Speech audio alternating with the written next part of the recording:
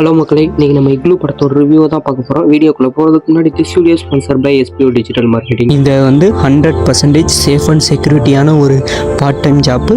நீங்கள் 100% நம்பலாம்.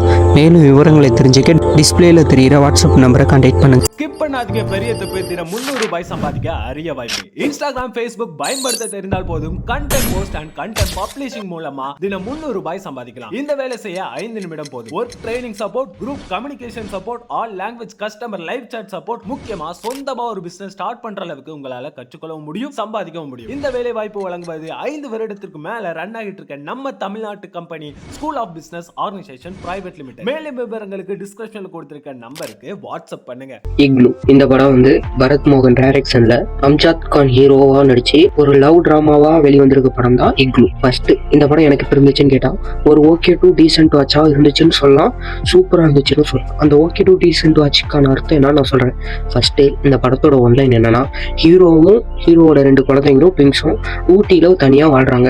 அப்போ ஹீரோட குழந்தை ஹீரோ கிட்ட கேட்கறாங்க, அம்மாவை பத்தி ஏன் சொல்ல மாட்டேங்கிறீங்கன்னா அதுக்கு ஹீரோ சொல்ல மாட்டாங்க. ஒரு ஆக்சிடென்ட்ல குழந்தை கோமாவுக்கு போயிடும். அப்போ டாக்டர் சொல்றாங்க, ஒன்னும் பிடிச்ச விஷயத்த பேசுங்க, அப்போ அது மீண்டு வர வாய்ப்பு இருக்கு அப்படின்னு சொல்றப்ப அவங்களோட அம்மாவை பத்தி சொல்றாங்க. அதுல இருந்து தான் இந்த கதையை ஸ்டார்ட் ஆகுது. அதான் அந்த படத்தோட ஒன்லைன். இந்த படத்தோட ஒரு பெரிய பிளஸ் என்னன்னா, ஃபர்ஸ்ட் 20 மினிட்ஸ் லாஸ்ட் 20 மினிட்ஸ் வேற லெவல்ல இருந்துச்சு.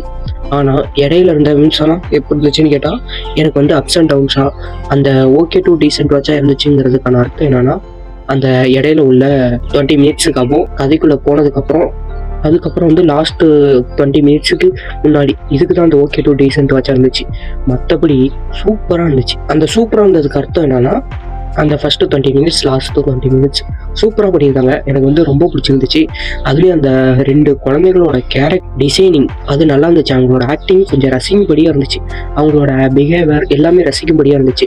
ஆனால் ஹீரோட ஆக்டிங் ஒரு மாதிரி ஏதோ ஒரு மாதிரி ரகட்டாக கொண்டு போயிருக்காங்க. எனக்கு அந்த அளவுக்கு ஹீரோட ஆக்டிங் ஒர்க் ஆகலன்னு தான் சொல்லுவேன். அந்த லேகுக்காக தான் இந்த படத்தில் எனக்கு ஒரு பெரிய மைனஸாக தோணுனது அந்த லேக் மட்டும்தான். மற்றபடி எல்லாமே சூப்பராக இருந்துச்சு. ஹீரோயினோட ஆக்டிங்கும் ஓரளவுக்கு நல்லா இருந்துச்சு. அவங்க ஆக்டிங் சூப்பராக இருந்துச்சுன்னு சொல்ற அளவுக்கு அங்கே யார் ஆக்டிங்கும் இல்லைன்னு தான் சொல்லணும். ஏன்னா எல்லாமே டீசென்ட் பெர்ஃபார்மன்ஸ் தான் கொடுத்துருந்தாங்க. இந்த படத்துல 18+ கண்டென்ட் கண்டிப்பா இருக்கு. ரொம்பலாம் இல்லை, ஓரளவுக்கு சிமிலரா ஓரளவுக்கு இருக்கு. இது குழந்தைங்க கண்டிப்பா பார்க்க வேணாம். ஏன்னா சில விஷயங்கள்லாம் அவங்க பார்க்க முடியாத விஷயங்கள், கேட்காத விஷயங்கள்லாம் அந்த படத்துல வரும். மற்றபடி அடல்ட் எல்லாரும் பார்க்கலாம். அந்த அளவுக்குலாம் அடல்ட்டுக்கு அந்த அளவுக்குலாம் ஒன்றும் பெரிய இதெல்லாம் கிடையாது. இந்த படத்துக்கு நாங்களும் எங்கள் டீமும் கொடுக்குற ரேட்டிங் 5க்கு 3 கொடுக்குறோம். ஒன் டைம் பார்க்கலாம். பட் அந்த லாஸ்ட் 20 மினிட்ஸ்க்காகவும் ஃபர்ஸ்ட் 20 மினிட்ஸ்க்காகவும் பார்க்கலாம்.